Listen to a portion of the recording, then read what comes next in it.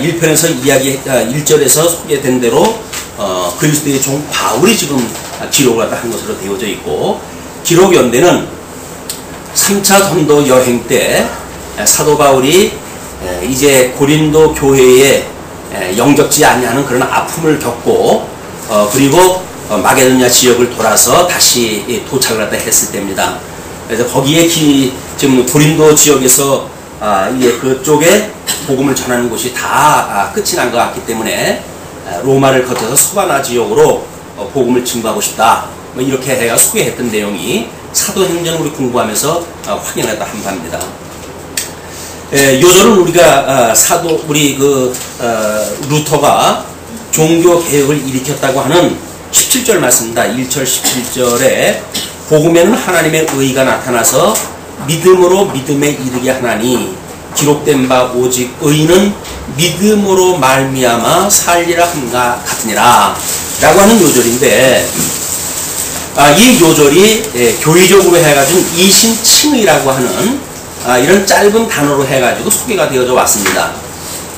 종교 개혁 당시에 로마 교회로부터 어떤 인간의 공로가 요구되어졌던 그런 그 시대로부터 지금 이제 오직 믿음으로 말미암아 구원을 받는다는 이야기인데, 그때에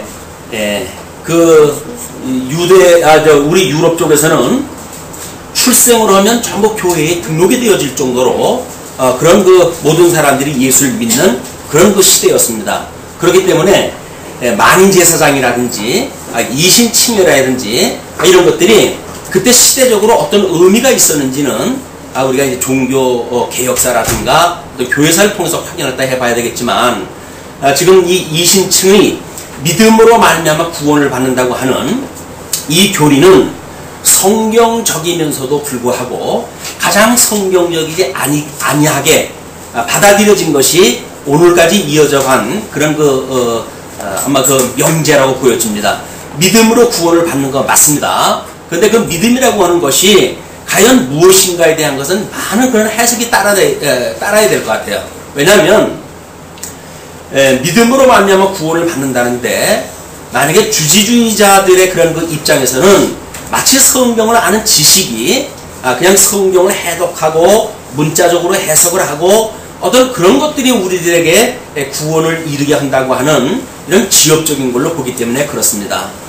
또 그 주종주의자들이 이제 교회사를 돌아서 보게 되면 주관적인 신비주의라고 하는 그런 그 모습으로 등장할까 하는데, 무엇인가 가슴이 뜨뜻하게 되면 그것이 구원을 받았다고 이렇게 착각을 하기 때문에 하나님을 안다고 하는 지식이 없음에도 불구하고 그런 유치한 어떤 그 주관적인 믿음을 가지고 구원을 한다고 하기 때문에 그것도 많은 해석이 붙어야 됩니다.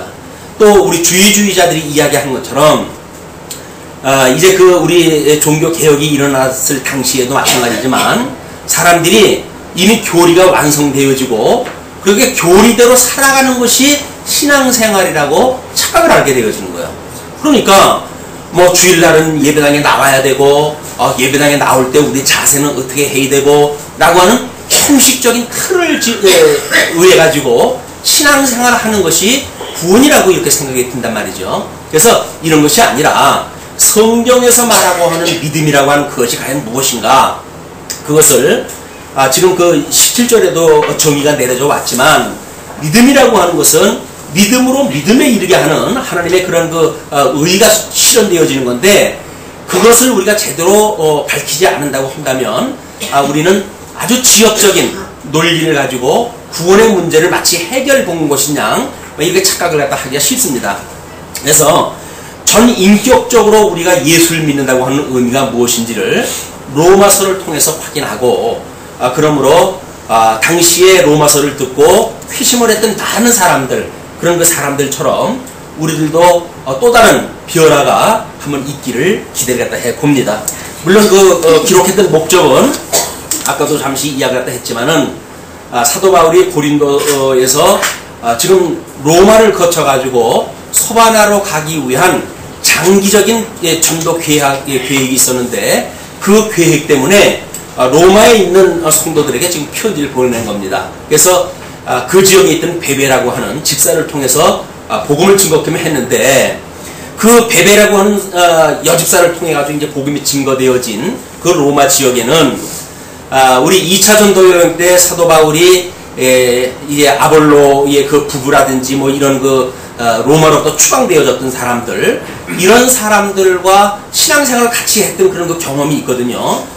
그럼에도 불구하고 로마 교회의 이 아주 성경 전체를 요약한 이런 그 칭의에 대한 이 교리가 가장 정확하게 기록되어진 이런 그 로마서를 기록해서 보내는 이유는 바로 로마 지역에 있었던 성도들이 지도자가 없는 가운데 복음을 예루살렘에서 듣고 뭐 흩어졌던 사람들이라든지 그런 사람들에게 전해들었던 복음이라든지, 그래서 그들이 알고 있는 복음은 상당히 파편적입니다.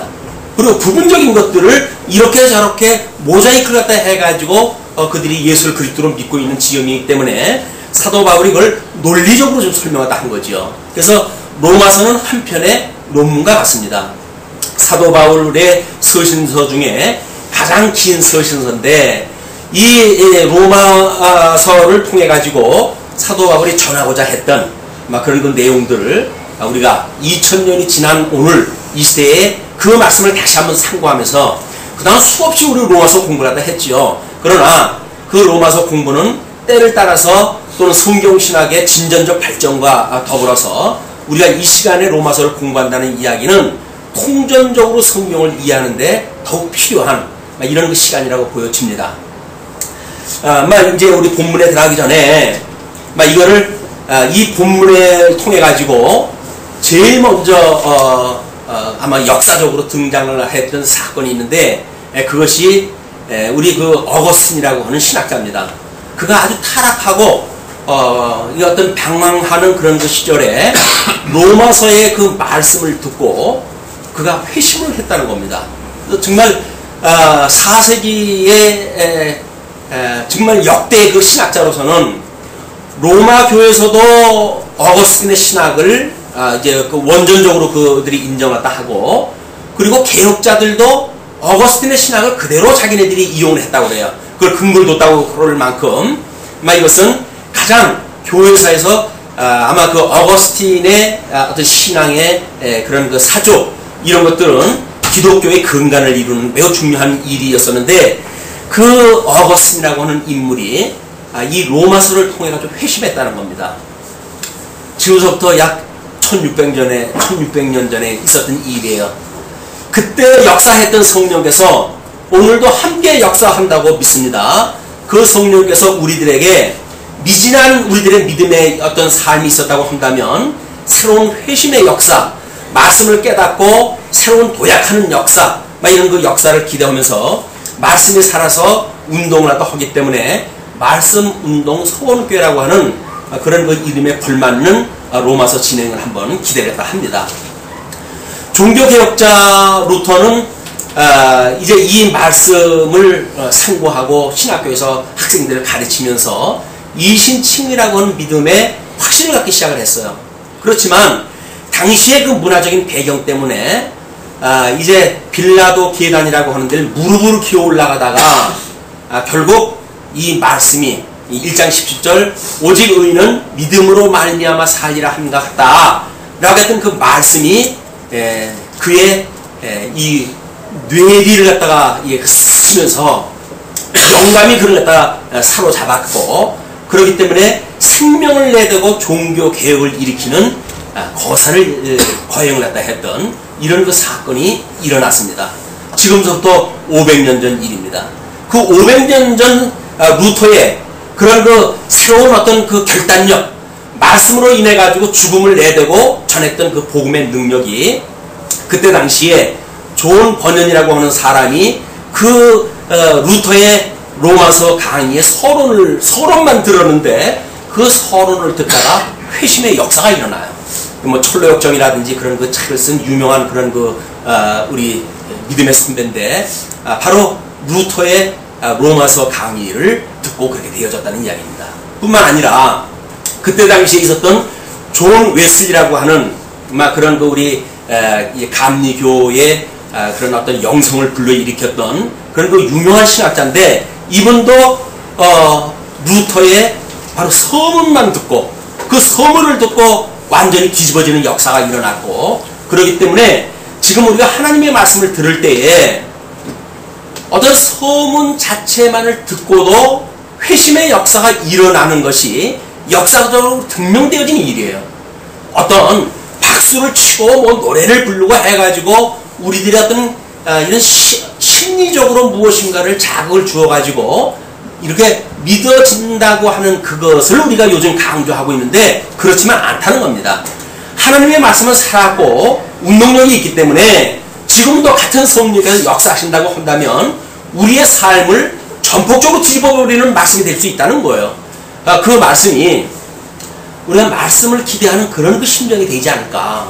성경을 우리가 상고하고 뭐 우리 성경 읽기를 하고 있습니다만은, 성경을 읽는다고 했을 때 말씀이신 그리스도를 만나고 인격적으로 그 그리스도와 우리의 교제가 되어진다고 한다면, 우리는 강론을 듣는 것이 아니라 성경 자체를 읽으면서도 변화가 될 수 있는 거예요. 이런 그 역사가 말씀을 사모하는 우리들의 심정입니다. 우리가 과연 영적으로 해서 그 하나님의 말씀을 사모하고 있는가? 오늘 주보에 제가 그런 그걸 소개해 드렸어요. 성경을 읽지 아니하고 하나님과 우리가 관계를 맺고 있다고 하는 것이 정당한가? 그런 그 이야기예요.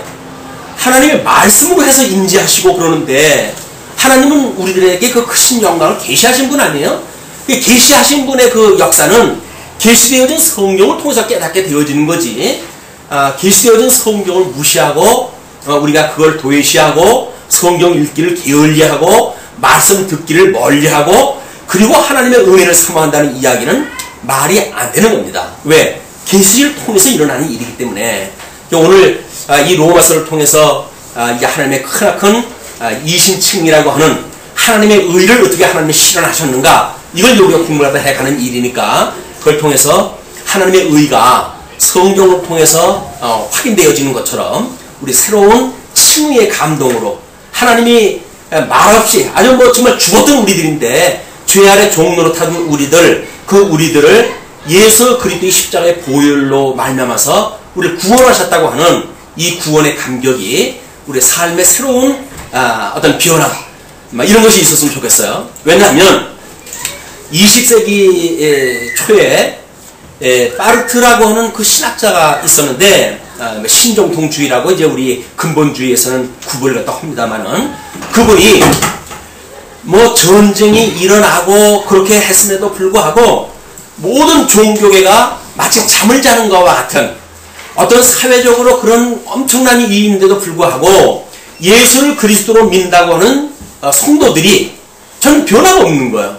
그런 역사적인 변화 속에서 아무런 그런 이 어떤 도발이 일어나지 않는 거예요.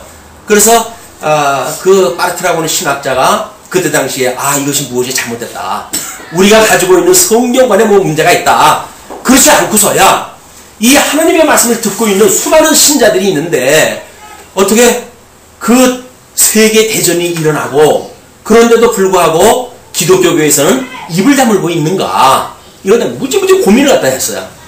그래가지고 이 파르트라고 하는 사람이 로마서를 강의를 갖다 했는데, 이 로마서 주석을 쓴 그때를 기점으로 해가지고 잠들고 있던 지성의 이 깊은 이성의 잠을 갖다 깨웠다고 하는 것이 역사학자들이 보통 표현하는 방법이에요.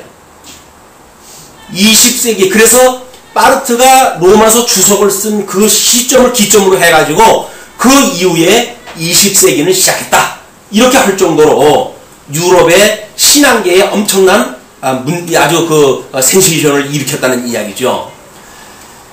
우연하게도 성경신학을 우리가 이제 새롭게 공부를 했다 하고 21세기 초입에 로마서가 강의가 되어집니다. 그 로마서 강의는 새로운 어떤 성경 66권의 전체적인 맥락 속에서 특별히 하나님의 의와 하나님의 나라라고 하는 양대 언약을 하나님께서 이루어 가시는 그 가운데에 그 하나님의 의를 어떻게 실현하시는가, 이것을 지금 우리가 이 시간에 상고한다는 이야기는 아마 우리 2000년도에 로마서 강의를 가지고 21세기는 바로 우리 성경 신학을 연구하는 이런 데에서 로마서 강의로부터 새로운 21세기가 시작했다. 뭐 이렇게 우리가 한번 주장도 피고 그랬었거든요. 그런데 기실 새로운 21세기는 오늘부터 시작입니다. 왜? 이제 우리들이 보는 성경 66권 중에서 하나님께서 일찍이 아담에게 주셨던 복, 그 복이 불순종으로 인해 가지고 이제 잃어버렸던 복을 우리 둘째 아담이신 예수님을 통해서 다시 회복되어지는 역사가 지금 이 로마서에 기록되어져 있기 때문에 그렇습니다.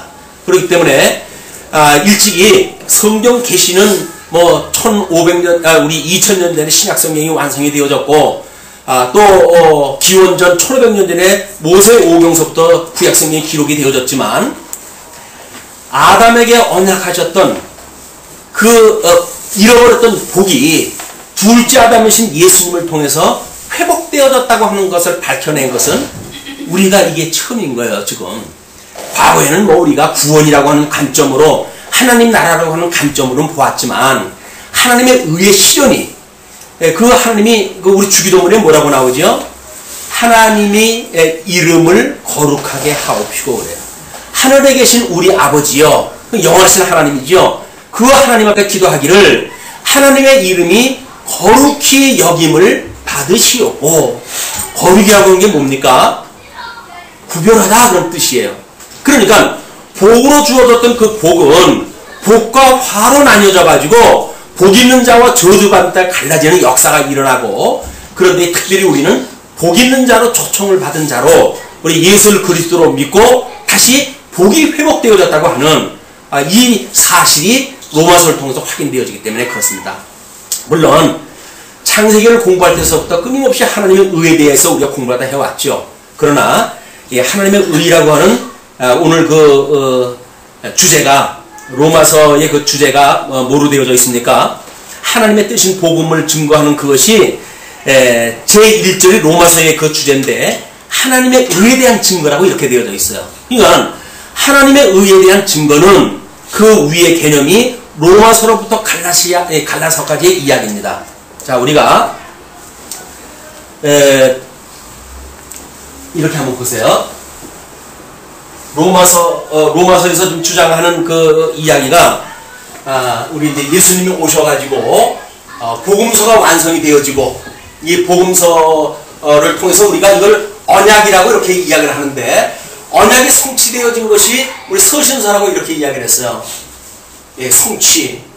그러면 이 서신서 중에 특별히 로마서로부터 해가지고 고린도전서, 전후서, 그 다음에 갈라디아서까지, 이것이 사도 바울이 전도 여행을 할 때에 이 전도 여행을 하면서 기록한 내용이 로마서로부터 갈라디아서까지라고 보통 우리가 이야기를 합니다. 그렇기 때문에 이걸 전도 서신서 또는 뭐 사역을 하면서 썼다라고 하는 그런 사역을 하는 그런 전도서, 서신서, 이렇게 구별해내는 것이 여행 서신서, 이렇게 구별하는 것이 로마서로부터 갈라디아서까지의 이야기예요. 그러면 지금 이제 일찍이 우리 아담에게는 우리 이제 하나님께서 창세 전에 영원한 때에 하나님께서 기뻐하신 뜻이 있었어요. 그 뜻이 뭐냐면 만사 만물을 작정하시고, 그렇죠? 그리고 예수 그리스도 안에서 이제 이 예정을 하게 하시는데, 하나님께서 예수 그리스도 안에서 선택받은 자와 예수 그리스도 바깥에 유기된 자를 예정하시는 사건이 하나님의 뜻으로 선언이 되어진 겁니다. 이 뜻이 아담을 통해 가지고 언약을 갖다 하셨어요. 그런데 하나님께서 복을 주며 가라사대, 복을 주며 또 생육하고 번성하라, 그 다음에 땅을 정복하라, 다스리라 라고 했던 복과 나라가 언약이 되어졌단 말이에요. 이 언약이 되어졌는데 우리 이 아담이 하나님께서 선과 악을 알게 하는 가을나무 열매를 따먹지 마라, 따먹으면 죽는다 라고 경고를 했음에도 불구하고 이 아담이 불순종을 하게 됩니다. 이 불순종으로 말미암아서 복도 상실이 되어졌고 나라도 상실이 되어졌어요. 그렇기 때문에 하나님께서 에덴 동산에서 내쫓게 되어지는데, 거기에 구룹과 화영검으로 에덴 동산을 막고 그를 가죽옷을 해입혀가지고 이게 추방을 했다 해요. 여기가 사망이 주관하는 곳입니다.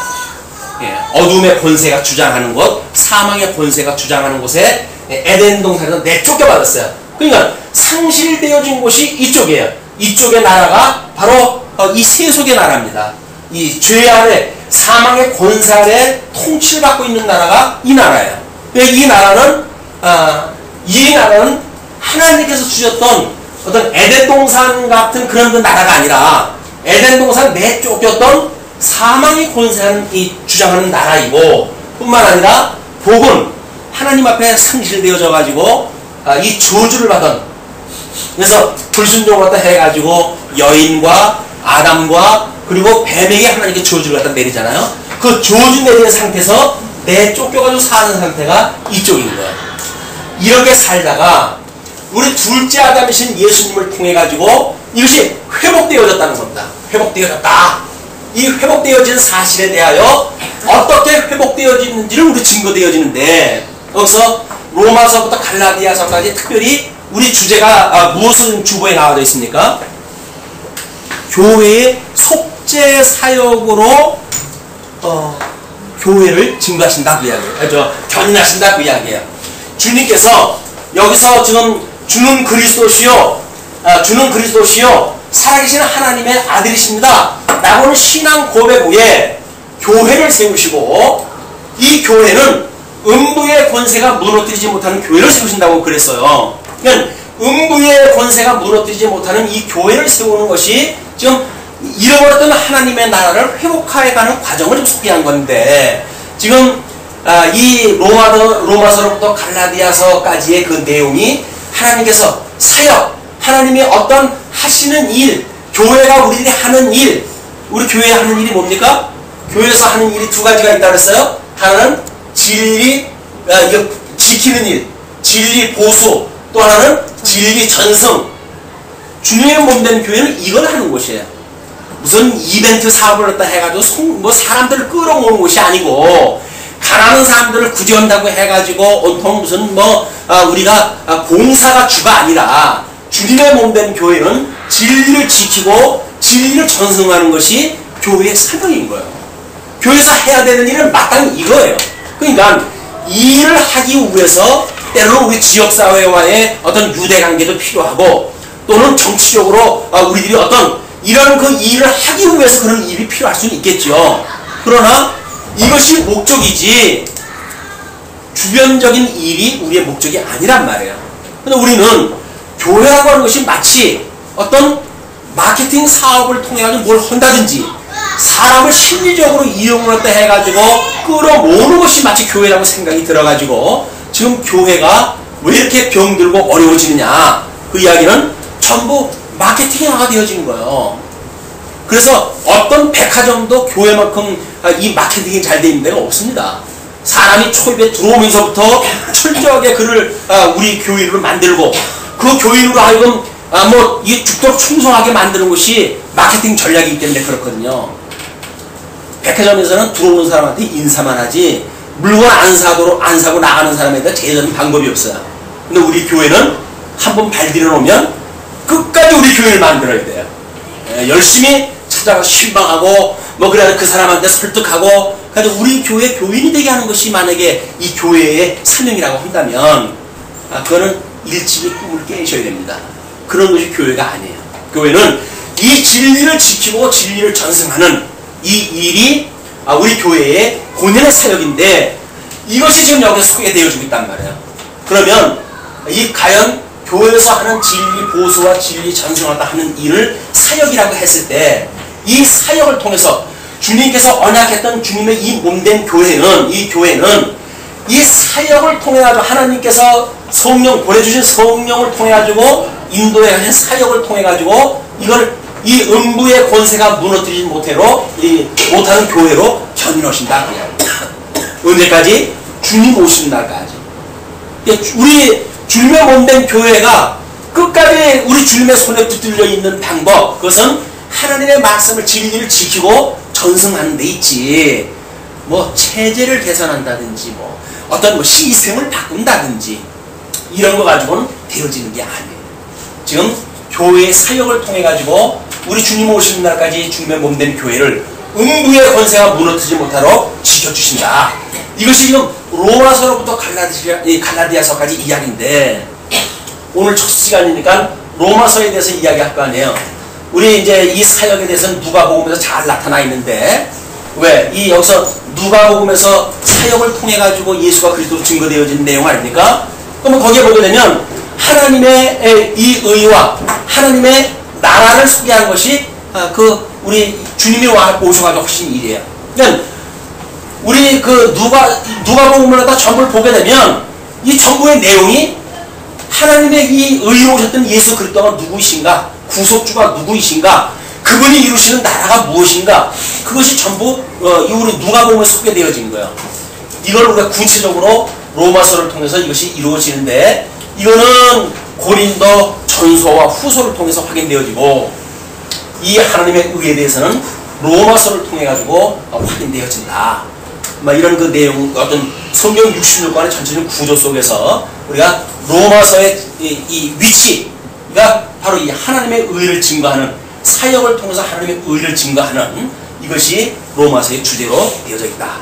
자, 그러면 지금 이제 1장 1절서부터 한번 보시죠. 오늘 서론이 돼가지고 17절까지는 공부를 갖다 해야 되는데, 서론이기 때문에 무척이나 중요해요. 그래서 신경을 아주 집중을 갖다 하셔야 짧은 시간에 압축적으로 설명한 내용들을 이해하기가 쉽습니다. 예수 그리스도의 종 바울은 사도로 부르심을 받아 하나님의 복음을 위하여 특정함을 입었다. 이것이 지금 우리 그 계시의 복음을 1절부터 7절까지를 계시의 복음으로 나눠놓고, 거기서 언약하신 복음과 성취하신 복음과 복음의 증인과 세 부분으로 나눠가지고 설명되어지고 있는 거예요. 그러면 지금 이 예수 그리스도의 종이다 라고 하는 이야기가, 사도 바울이 지금 이 고린도서에서 로마서를 기록할 때 로마 제국의 치하에 있었죠. 그때의 노예의 풍습을 통해 가지고 어떤 역사가는 그렇게 이야기를 했어요. 로마에는 세 가지의 가구가 있다. 하나는 말 못하는 가구, 하나는 담벙어리 가구, 하나는 말하는 가구. 짐작이 가십니까? 가구의 가구. 뭐 옷장이니 뭐 이런 그 집에다 시설하는 가구. 근데 말 못하는 가구는 뭐 우리 집에도 있어요. 뭐 옷장도 있고 뭐 다 있어요. 침대도 있고 그 가구가 다 있어요. 그런데 담벙어리 가구가 뭘까요? 말을 못하는 반려동물을 이야기하는 거예요. 그때 당시에도 뭐 반려동물을 키웠으니까 개나 고양이나 뭐 이런 걸 키우는데 말을 못하잖아요. 그래도 주인한테 죽도록 충성하다 해요. 그래서 그거는 아주 그 주인들이 가구화할 정도로 그 필수 품목이었어요. 그런데 또 하나는 말하는 가구가 있다는 이야기예요. 그 말하는 가구가 뭡니까? 노예인 거예요, 노예. 자, 로마 제국의 당시에 역사가들이 보았던 만약 그런 개념으로, 가구라고 하는 그런 개념을 본다면, 하나님께서는 온 우주 만물을 통해 가지고 당신의 크나큰 영광을 계시하셨어요. 그 영광을 계시했는데, 말 못하는 계시의 도구가 뭘까요? 자연이겠죠. 자, 그러면 거기에 다섯째 날쯤 창조하는 걸 보게 되면 이제 하나님께서 짐승을 만드시는데, 거기에 보게 되면 이제 여섯째 날까지 가서 사람까지 만들고 이제 뭐 우리 척추동물도 만드시고 그렇게 되어지는데, 그쯤 가게 되면 지금쯤 말하는 하나님께 말 못하는 반려동물이 거기에 포함이 되어질 거야. 하나님께서 일찍이 아람을 불러가지고 에덴 동산에 복을 주셨을 때에는 아람이 지혜가 있어가지고 동물들에게 전부 이름을 붙여줬어요. 이름을 붙여줬는데, 타락한 이후로 모든 피조물들이 저주를 입었기 때문에, 이 저주를 입었기 때문에 자연들도 하나님의 아들들이 회복의 때를 얼마나 기다리고 있는지 몰라요. 우리 예수님이 오시기까지 그랬어요. 근데 예수님이 오셔가지고 그 회복의 때를 기다리는 자연 만물들도 지금까지도 그 복음을 자연 만물은 알아요. 하나님의 그 영광을 그들은 계시렸다 하고 있어요. 그럼에도 불구하고 예수를 그리스도로 믿지 않냐는 모든 자들은 사람이 하는 말은 하지요. 그런데 하나님의 뜻이 무엇인가에 대한 말은 모토는 반복인 거예요. 이해가십니까? 예수 그리스도를 믿지 아니하는 자연인들, 타락되어져 있는 사람들은 말은 우리처럼 말은 해요. 말은 하는데 하나님의 기뻐하시고 선하시고 온전하신 이 뜻에 대한 것은 모른단 말이에요. 그러면 하나님에 대하여 말할 것이 없어요. 멍멍멍, 예, 야옹야옹야옹. 그냥 그들이 말하는 거는 어떤 자기네들끼리 의사를 소통하는 언어는 될 수 있으나 이 하나님의 뜻을 증거할 수 있는 계시의 도구는 안 되는 거예요. 그런데 예수 그리스도로 말미암아 우리가 구원을 받았어요. 그 구원받은 사람을 우리가 중생인이 되었다고 이렇게 이야기를 합니다. 사망 권세에 죽었던 우리들이 이 사망 권세로부터 진정한 자유를 얻게 되어졌어요. 빛의 나라에 거하게 되어졌어요. 죽었던 우리들이 영생을 얻었어요. 사망에서 생명으로 옮긴 바 되어졌어요. 그래서 이제부터는 우리는 어둠에 거하지 않고 빛에 거하게 되어집니다. 어둠의 자녀가 아니라 빛의 자녀입니다.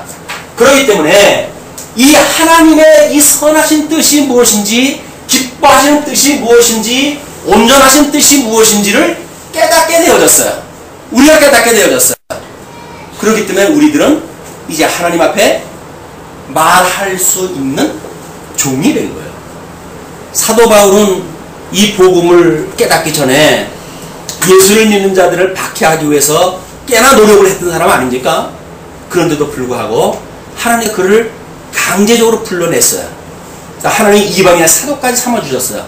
그래서 이 고린도서에서 로마를 거쳐가지고 서바나까지 가고 싶은 이 믿음이 만들어졌던 사람이에요.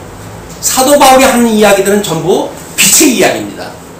예수가 그리스도라고 증거해서 이 하나님의 만사 만물을 지으셨을 뿐만 아니라 지금도 살아계셔서 섭리하시는 분이 우리 아버지라고 하는 걸 좀 소개하는 분이 사도 바울이었어요.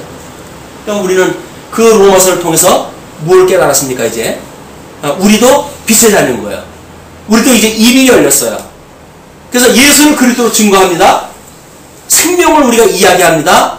진리를 말합니다. 그래서 우리는 예수 그리스도의 살아있는 종이에요. 말할 줄 아는 종이에요. 다른 사람도 다 종이죠. 절대다 주권자 앞에 종이 아닌 사람이 어디 있어요. 그러나 그 절대자 앞에 말 못하는 종도 있고 말하는 종도 있다 그 이야기예요. 우리는 이제 말할 수 있는 종이 되어졌으니까 우리 하나님 앞에 죽도록 예수가 그리스도라고 하는 사실을 증거하고 하나님의 나라에 대해서 증거하는 이런 충직스러운 종의 삶이 우리들의 소망이에요. 우리는 예수를 그리스도로 믿고 자유를 얻었다고 해가지고 내가 내 삶의 주인이라고 말하지요. 뭐 어떤 사람들은 천상천하 유아독존이라고 그렇게 이야기를 하고 자기가 곧 신이라고 그렇게 이야기를 하는데 뭐 개들이 무슨 소리는 못하겠어요. 고양이가 무슨 소리는 못하겠어요. 그러나 하나님의 온전한 뜻을 안다고 한다면 하나님 앞에 경고망동 그런 얘기 할 수가 없어요. 우리는 다만 그분 앞에 무릎을 꿇고 그분 절대적인 주권 앞에 우리는 다만 순종을 사모할 뿐입니다. 아직도 우리가 육신이 연약해서 사망의 권세를 종로로 타고 있지만 주님께서 허락하신다고 한다면 말씀을 듣고 우리의 삶이 변화를 하고 그래서 우리가 예수를 그리스도로 증거하는 것이 이제는 입으로만 증거하는 것이 아니라 우리 변화되어진 우리들의 인격이 예수를 그리스도로 증거하는 증인의 삶을 살아가게 되어진다. 그게 성도에서 변화되어진 삶이에요. 뭐 우리가 다른 사람한테 보이기 위해서 그런 것이 아닙니다. 왜 그렇게 우리 삶이 변해져 갑니까? 이 뜻을 알기 때문에 그런 거예요. 하나님의 기뻐하시는 뜻이 뭔지를 알게 되어지는 거예요. 자꾸 우리가 예수를 믿는다고 하더라도 어렸을 적에는 부모님이 뭘 좋아하는지 모르잖아요. 그냥 부모님 앞에 웃어드리는 것만 해도 그냥 효도라고 생각을 하니까 어리광을 부리고 땡깡을 놓고 그래도 부모님들이 오냐 해주니까 마치 그것이 부모님의 뜻인 줄로 착각을 하잖아요. 그러나 1살, 2살 더 먹어가면서 우리는 말없는 부모님의 그 좋아하시는 생각을 읽기 시작을 합니다. 그럴 때 그 부모님한테 효도를 한다는 이야기는 부모님이 무슨 기뻐하시는 생각을 가지고 있는지에 대하여 같은 방향으로 가는 것이 효도인 거예요. 아니 부모님은 만약에 서쪽으로 가고 싶어 하는데 세상 사람들이 보기 좋아하는 쪽으로 막 과시하고 싶고 자기가 효도라고 하는 걸 내보이고 싶고 그래가지고 동쪽 방향으로 간다고 한다면 그건 불효인 거예요. 자, 예수를 그리스도로 믿는 이 이야기도 마찬가지입니다. 하나님의 기뻐하시는 뜻이 만약에 서쪽으로 가는 일이라고 한다면 우리가 서쪽으로 가야지. 하나님의 뜻은 서쪽으로 가는 건데 우리가 뭘 갖다 해야 예수를 갖다 증거할 수 있다 이렇게 해가지고 동쪽으로 우리가 향해서 간다고 한다면 그건 하나님께서 정해진 뜻이 아니라 그 뜻을 아는 우리들은 이제 우리들의 방향을 서쪽으로 돌릴 거예요. 그것을 우리가 회개라고 이렇게 이야기를 합니다. 하나님의 방향으로 돌리는 거예요. 우리 삶의 방향이 하나님을 향한 방향으로 돌려주는 것이 바로 이제 예수를 그리스도 믿은 우리들의 삶의 전환입니다. 자, 그러면 그 사도 바울이 그리스도의 종이 되어진 바울이다 이렇게 하면서 사도로 부르심을 받아 하나님의 복음을 위하여 택정함을 입었다. 위하여 목적인 거예요. 그의 삶의 목적은 뭡니까? 그냥 복음을 위한 삶이에요. 복음을 위한 삶. 복음이라고 하는 것이 뭡니까? 기쁜 소식이에요. 기쁜 소식. 말 그대로 기쁜 소식이에요. 그 기쁜 소식이 과연 사도 바울에게 어떤 기쁜 소식으로 들려졌기에 그의 온 삶을 복음을 위하여 불태워줄 수가 있을까? 우리는 나의 어떤 목적을 위해 가지고 상대방이 상처를 입든 뭐든 상관이 없잖아요. 그냥 내가 하고 싶은 대로 막 휘두르고 그러잖아요. 그러나 예수를 그리스도로 믿기 시작을 하게 되면 우리의 삶은 이제 주님을 위해서 살기 때문에 나를 위해 사는 삶을 포기합니다. 나를 위해 사는 삶이 포기되어진다는 이야기는 뭐예요? 다른 사람과의 갈등이 줄어든다는 거예요. 다른 사람하고 상대적인 갈등을 가지고 있어야 우리가 이 갈등계가 유지가 되어지는데 난 그 일은 상관이 없어요. 오직 주님을 위한 복음을 위한 삶이에요. 그렇다고 한다면 나를 욕을 갖다 하든 나를 구박을 하든 우리는 더 이상 그것이 나의 공격이 될 수가 없는 거예요. 다만 음부의 권세가 무너뜨리지 못하는 그리스도의 사역이라고 하는 게 깨달아져서 내가 그리스도 방향을 가는데 그 길을 가는데 함정을 파놓고 올무를 놓고 딴지를 걸고 이렇게 한다고 한다면 그건 음부의 권세지요. 음부의 권세라고 한다면 그 음부의 권세는 내가 물리치는 것이 아니라 음부의 권세가 무너뜨리지 못하는 교회를 세우신다고 했던 주님의 약속이 오늘도 유효한 거예요. 그 주님의 약속이 음부의 권세를 주님께서 공격을 갖다 하고 주님께서 방어를 갖다 하시는 거지 우리들의 어떤 능과 우리들의 힘으로 되어진 게 아니다. 그것이 지금 이 계시로 깨달았던 사도 바울의 고백이에요. 그렇게 복음을 위해 특정함을 입었다. 그런데 복음의 복음이라고 하는 걸 이렇게 설명한다. 자기가 복음을 위해서 특정을 받았는데 그 복음이 뭐냐면 하나님이 선지자들로 말미암아 그의 아들에 관하여 성경에 미리 약속하신 것이라. 자, 보세요. 자, 이제 이 서신서 여기서 지금 미리라고 이렇게 설명을 했어요. 그리고 약속이라고 하는 걸 이제 이쪽 전체를 통해 가지고 약속이라고 이렇게 이야기를 했어요.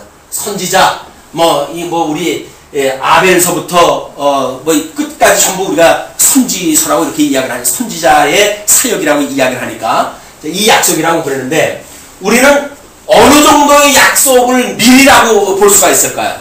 미리 성경의 사도 바울이 받은 미리 그를 성경 신학이 재창되어진 지금 입장에서 보게 되면 여기에서 이미 복음서에서 미리 약속한 것이 이루어지는 그 미리로 이해할 수가 있을 거야. 이 복음서는 구약의 약속이 이루어진 거니까 이걸 더 한번 진일보한다고 한다면 우리는 구약 선체를 통해 가지고 약속을 볼 수가 있어요. 왜? 미리 약속되어진 거니까. 그런데 이 미리 약속되어진 것도 모세 오경을 통해 가지고 지금 약속이 되어졌고 그리고 서신서를 통해서 이것이 성취가 되어졌다고 한다면 그렇다고 한다면 지금 이렇게 이루어진 일들도 결국은 어디로 언약되어진 거예요? 모세 오경이 언약되어진 것이 이루어진 거예요. 자, 미리 어디까지 미리가 계속 올라갈 수가 있습니까? 아까 초반에 우리 이야기했던 것처럼 이미 아담에게 언약하셨던 것까지도 미리 우리가 갈 수가 있는 거예요. 미리 하나님에게 약속했다고 하는 그 이야기를 어느 단계까지 올라가서 우리가 미리 볼 수가 있는가 라고 하는 것이 성경 신학적인 구조를 이해한, 이 성경 전체를 통전적으로 이해하는 우리들이 보는 미래의 범위예요. 그냥 이걸 뭐 가볍게 선지자, 요즘 여기서 구약 선지자들이 이야기했다 그랬으니까 선지자들이 이야기한 정도로만 해석을 한다면 문자적인 해석에 머무는 거예요. 그러나 우리가 성경을 통전적으로 지금 보고 있는 입장에서 여기서 말하는 이 성취의 사건은 모세오경 전체가 이미 언약한 내용이라고 한다면 이미 이것도 미리에 포함되어지는 거다. 이 모형적인 역사가 아담을 통해서 둘째 아담에게 이렇게 이루어질 실체적인 언약에 대한 모형이라고 한다면 우리는 미리 보는 그 언약은 아담까지 거슬러 올라가게 되어진다. 이 아담의 언약은 하나님의 작정과 예정을 이루시는 매우 중요한 우리의 언약의 시점이에요. 그래서 이 아담에게 이루어졌던 아까 초반에 설명되어졌던 그 언약이야말로 둘째 아담이신 예수님을 통해 가지고 잃어버렸던 모든 복과 나라를 회복을 갖다 해서 택한 백성으로 하여금 이 어둠의 나라가 아니라 빛의 나라로, 사망의 나라가 아니라 생명의 나라로 옮기게 하시고, 이 저주에 신음하고 있던 백성들을, 수고하고 무거운 짐을 지고 살던 백성들을 우리 예수님이 초청을 해서 우리로 하여금 이 주님의 은혜 안에 거하게 함으로 모든 저주가 없어지고 우리 복에, 이 회복되어진 복에 우리가 주님과 함께 더불어 살 수가 있게 되어진 거예요. 이 놀라운 복을 받은 우리라고 하는 이 정체성이 사도 바울의 삶을 180도로 돌려놓은 거예요. 사도 바울에게 섭리하셨던 성령의 역사가 오늘도 이러한 어떤 삶의 변화가 우리에게 믿어진다고 한다면, 같은 성령의 역사라고 우리가 본다고 했을 때 미리 보는 것을 언약으로 본다고 한다면 우리는 그런 믿음을 가질 수가 있어요. 그러나 어쩔 수 없이 그 믿음은 주님께서 주시는 은혜의 선물이기 때문에 우리가 날마다 상고하고 우리 기도할 때마다 그 복을 우리가 구해야 되겠죠.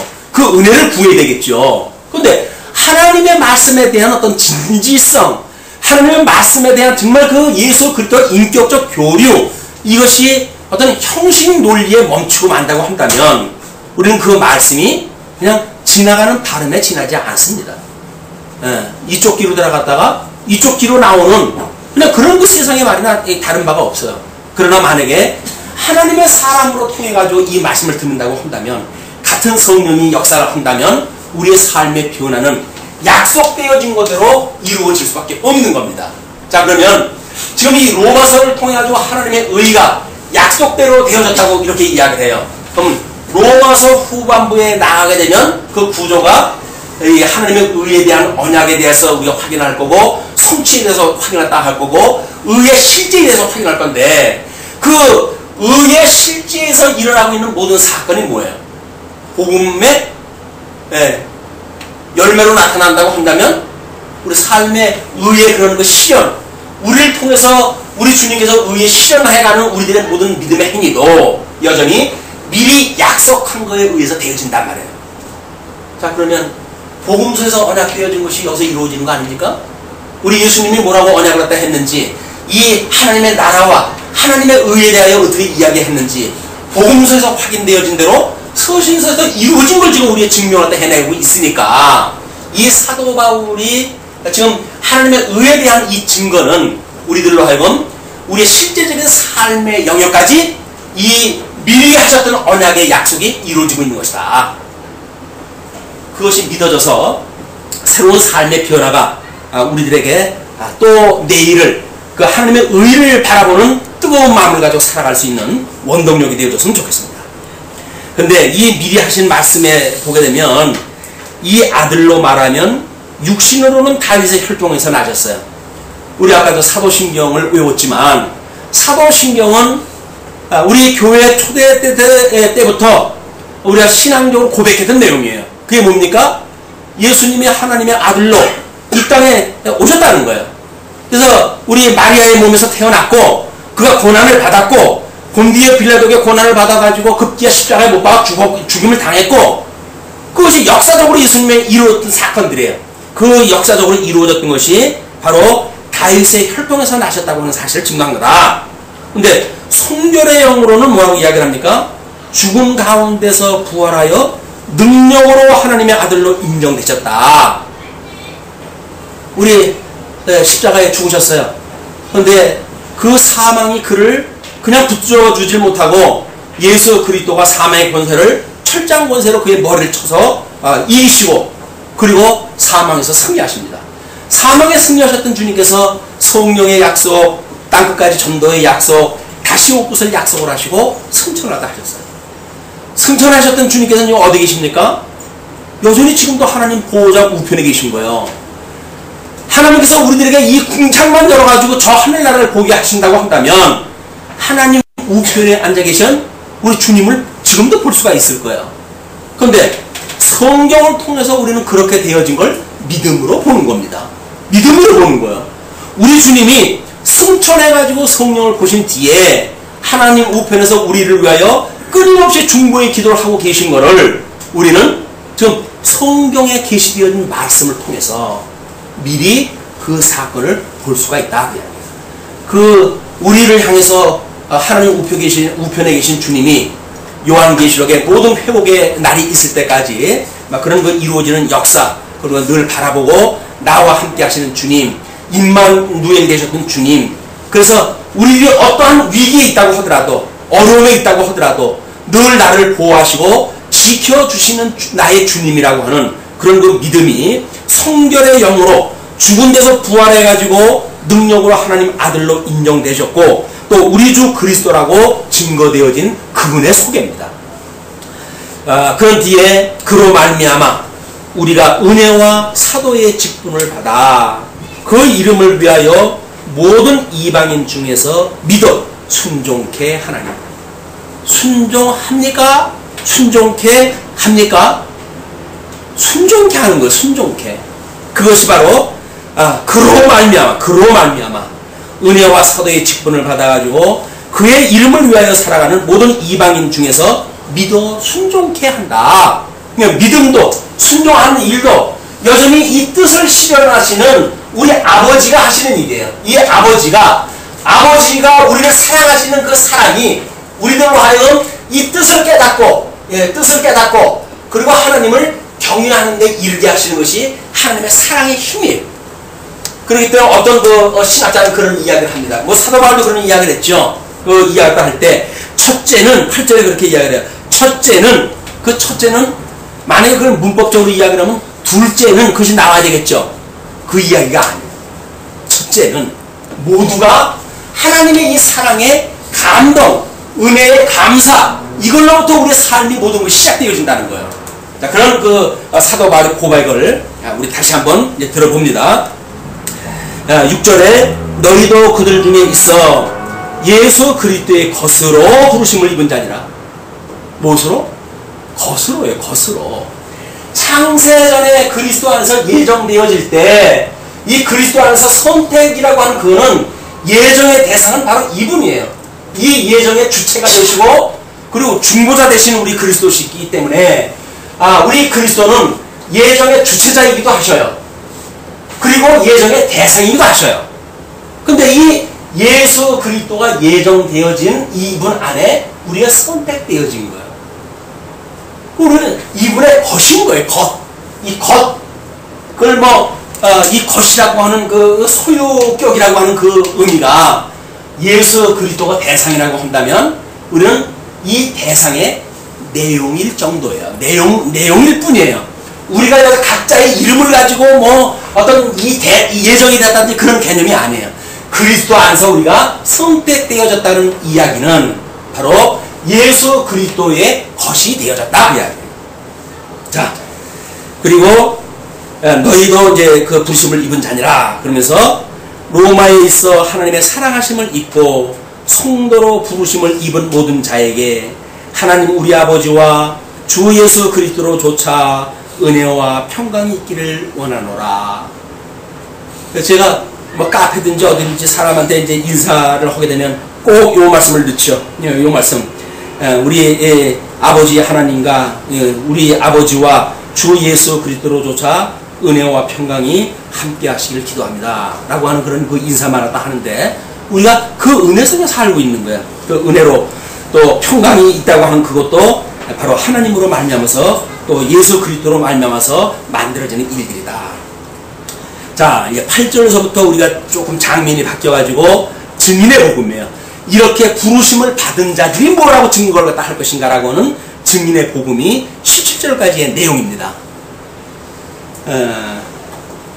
요 정도까지 해가지고 오늘 마쳐야 시간이 될 것 같네요. 나머지 부분에 대한 건 다음 시간에 다시 한번 확인하기로 하고 말씀을 주겠습니다. 기도하시죠. 자비로우신 하나님 아버지, 은혜를 감사하고 감사합니다. 우리 주 예수 그리스도를 이 땅에 보내주셔서 십자가에 못 박아 죽임을 당하는 대속의 은혜를 통해서 아담의 조상으로부터 시작되어졌던 모든 저주를 끊으시고 사망으로부터 생명으로 옮겨주신 우리 하나님 아버지, 하나님의 그 크신 은혜를 감사하고 감사합니다. 예수 그리스도로 말미암아 죽었던 우리 살아나는데 이제는 진정 하나님의 선하신 뜻을 분별하며 영적 예배를 드리며 살아갈 수 있는 성도의 삶이 되어지기를 소원합니다. 나 좋은 대로 살았던 우리의 삶이라고 한다면 이제부터는 우리 주님이 좋아하시는 뜻을 따라 살아갈 수 있는 지혜와 명철을 허락하여 주옵소서. 매우 세상이 악합니다. 복음이 만연되어져 있다고 하지만 복음은 왜곡되어지고 교회는 병들고 주님의 몸된 교회가 믿지 아니하는 자들에게 심한 욕을 먹고 있는 이런 때에 우리 하나님께서 오늘도 복음의 말씀으로 우리들에게 생명수와 같은 말씀을 주시니 감사하고 감사합니다. 하나님의 능력이, 하나님의 말씀이 모든 이 구원의 역사를 또 회복의 역사를 이루어 가실 것임을 믿고 우리 하나님 앞에 찬양하고 경배합니다. 우리 하나님, 이 일을 위해서 말씀운동 서운교회 모든 구성원들을 불러주셨사오니 그 구성원들 위에 크신 은총으로 함께하여 주옵소서. 말씀을 전하는 자는 전하는 것으로, 섬기는 자는 섬기는 일로, 또는 재물을 통해서, 시간을 통해서, 기도를 통해서 주님의 몸된 교회를 위하여 봉사하는 모든 손길마다 우리 하나님 크신 은총이 함께 하시기를 빕니다. 이 말씀이 선포되어지는 지역마다 정말 평화의 복음으로 모든 원수 되어진 데로부터 하나님을 향한 회복의 역사가, 화평의 역사가 이루어지기를 소원합니다. 진리를 몰라 방하는 자들에게 진리를 소개하는 역군으로, 오직 예수 그리스도의 종으로 모든 청지기의 사명을 감당할 수 있도록 은혜의 장중 아래 붙들어 주옵소서. 흩어져 있는 한 주 동안도 은혜의 장중 아래 두시옵기를 비옵고 우리를 구원하신 우리 주 예수 그리스도의 이름으로 감사하며 기도드리옵나이다. 아멘.